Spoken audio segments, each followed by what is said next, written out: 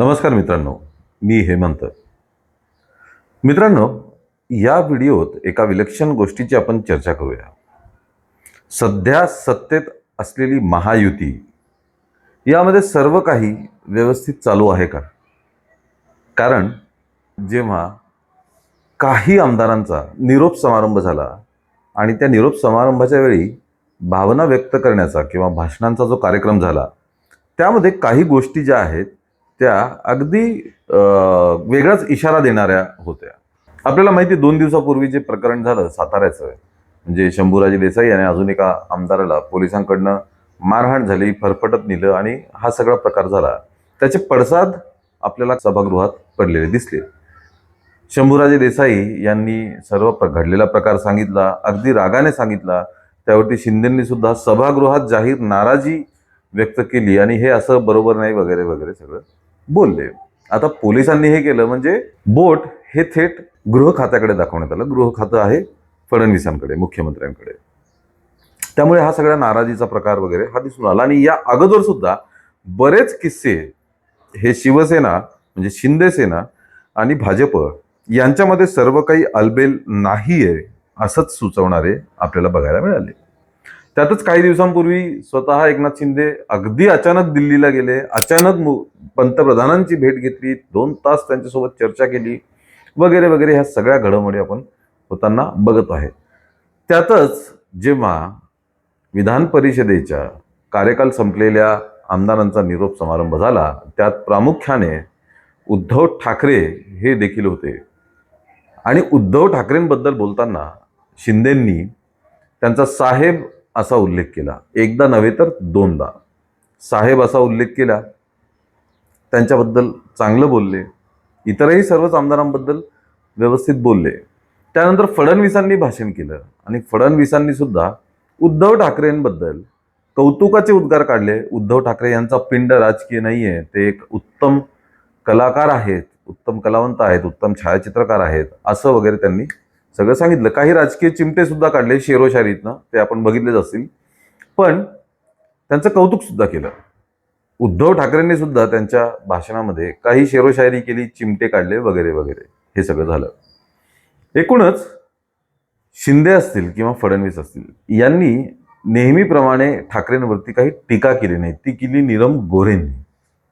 नीलम गोऱ्हेंनी अगदी खणखणीत टीका उद्धव ठाकरेंवरती केली. आम्हाला त्यांना वर्ष भेटता येत नव्हतं, मुख्यमंत्री म्हणून त्यांचं काम हे निराशाजनक आहे वगैरे वगैरे. त्यांनी बरंच काही ठाकरेंवरती टीका केली. आता झालं असं की साताऱ्याचं जे प्रकरण झालंय त्या प्रकरणावरनं नीलम गोऱ्हेंनी साताऱ्याच्या एसपींना निलंबित करण्याचे आदेश दिले होते. तर साताऱ्याच्या प्रकरणावरनं सुद्धा बरीच ओढाताण झालेली आहे. साताऱ्याचं प्रकरण हे तर डायरेक्टली भाजप आणि शिवसेना यांच्यामध्ये तणाव वाढवणारी आहे. अशातच उद्धव ठाकरेंबद्दलचे दोघांचेही उद्गार हे काहीतरी वेगळा इशारा देणारे आहेत. कारण की आता उद्धव ठाकरेंना जी पुढची टर्म हवी आहे आमदारकीची, त्यासाठी त्यांना शिवसेनेचा पाठिंबा लागणार आहे. कारण 2019 साली जेव्हा उद्धव ठाकरे विधान परिषदेवरती आमदार म्हणून गेले त्यावेळी शिवसेना एक होती. शिवसेनेच्या सर्व आमदारांच्या एकूण संख्याबळानुसार उद्धव ठाकरेंना आमदारकी मिळालेली होती. पण आता शिवसेनेत म्हणजे उद्धव ठाकरेंकडे तेवढे आमदार नाही आहेत.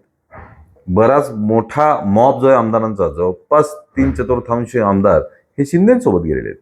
त्यामुळे विधान परिषदेत जागा मिळवण्या इतके आमदारच मुळात शिवसेने उद्धव ठाकरेंकडे नाही आहेत. कारण शिंदे ते पक्ष फोडून बाहेर घेऊन गेलेले आहेत.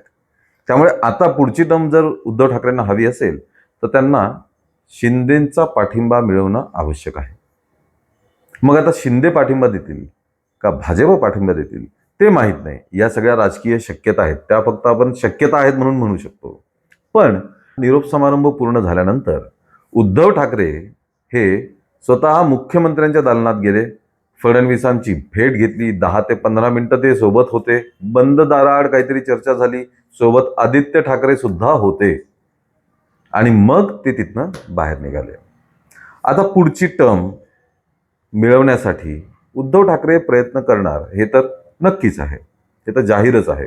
कारण संजय राऊत आणि इतर नेते सुद्धा म्हणाले की आमची सर्वांची इच्छा आहे उद्धव ठाकरेंनी परत विधान परिषदेवरती जावं म्हणून. पण ते जाणार कसे, हे गणित जुळवून कसं आणणार? आणि ह्या जुळवाजुळवीसाठीच हे सर्व कालच्या निरोप समारंभात जो कौतुक सोहळा झाला तो होता का?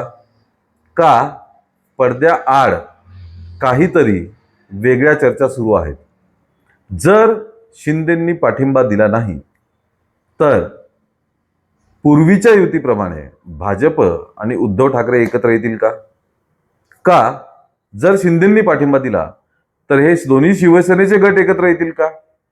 हे बघावं लागेल. पण यात अजून एक अडचण आहे. कारण शरद पवारांना राज्यसभेवर पाठवण्यासाठी जेव्हा चर्चा झाली होती तेव्हा उद्धव ठाकरे म्हणाले होते की आम्ही पाठिंबा देऊ पवारांना, पवार राज्यसभेत जातील. पण त्यानंतर जर तुम्ही अजित पवारांच्या पक्षासोबत जर विलिनीकरण केलं आणि बीजेपी सोबत सत्तेत गेलात तर आमचा पाठिंबा वाया जाईल, आम्ही काय करायचं? तेव्हा सुप्रिया सुळे आणि जयंत पाटलांनी उद्धव ठाकरेंना सांगितलं की आम्ही शरद पवारांचा शब्द घेऊन आलोय की आम्ही कधीच अजित पवार पक्षासोबत विलिनीकरण करणार नाही आणि भाजपासोबत सत्तेत सुद्धा सहभागी होणार नाही. हा शब्द घेतला आणि मग उद्धव ठाकरेंनी पाठिंबा दिला. मग आता राष्ट्रवादी आणि काँग्रेस हे शिंदे सेनेचा पाठिंबा घेण्यासाठी उद्धव ठाकरेंना परवानगी देतील का? किंवा त्यांनी तो घेतला तर मग महाविकास आघाडी साबूत राहील का? का महाविकास आघाडी फुटेल किंवा इकडे महायुती फुटेल? 2019 पासूनचे ट्रेंड बघितले तर महाराष्ट्रात राजकारणात काहीही घडू शकतं. अशीच उलथापालथ आपल्याला परत एकदा बघायला मिळणार का? का 2029च्या निवडणुका डोळ्यासमोर ठेवून आता कोणी कोणासोबत जायचं, कोणी कोणाला पाठिंबा द्यायचा, कोणाचे आमदार कोणाला समर्थन देणार, हे सगळं होणार आहे. कोणती राजकीय उलथापालथ घडतीये ते आपण नक्कीच बघूया आणि त्या बाबतीतले सर्व अपडेट्स आम्ही तुमच्यासाठी घेऊन येऊ. मित्रांनो, तुम्हाला या सगळ्या राजकारणाबद्दल काय वाटतंय हे आम्हाला कमेंटमध्ये नक्कीच कळवा.